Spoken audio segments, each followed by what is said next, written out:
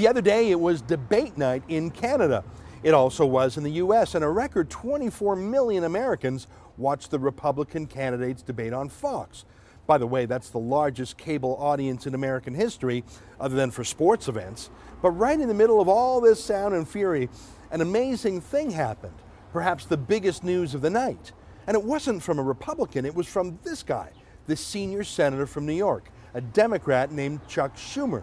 You've probably seen Senator Schumer on TV a lot if you watched any U.S. politics. He's a real partisan brawler. He's a top ally of Obama, and he's been endorsed by Harry Reid to be the next Democratic leader in the Senate next year. Top dog. But here's the news. Last night, at night, literally in the middle of the Republican debates, Schumer released a detailed statement announcing that he's going to oppose Barack Obama's Iran deal. He'll oppose it. He'll vote against it. And he wrote a very compelling case to do so.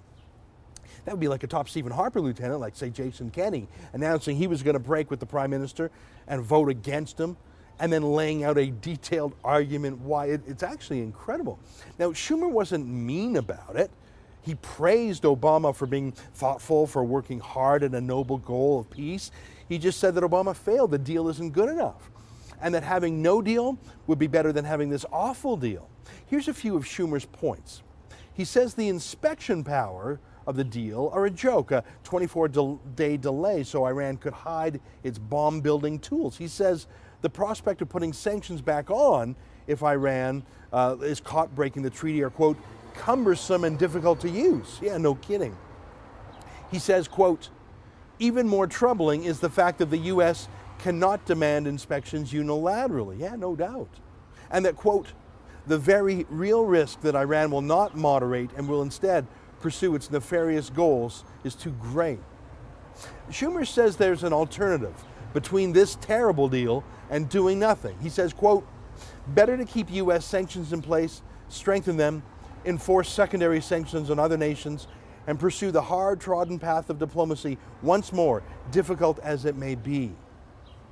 Who could disagree with that, other than a president desperate for some sort of legacy?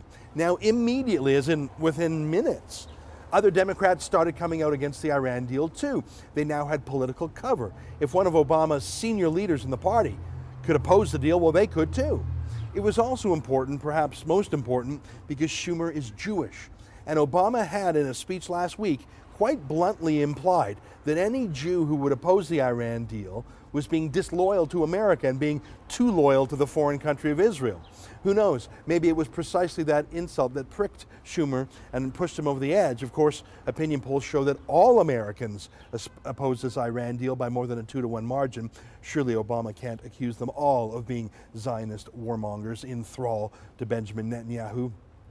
Americans know it's a crazy deal that not only doesn't keep America safe, it positively makes the whole world a more dangerous place. And that's the thing. Obama will be gone in a year and a half. Chuck Schumer will be around a lot longer.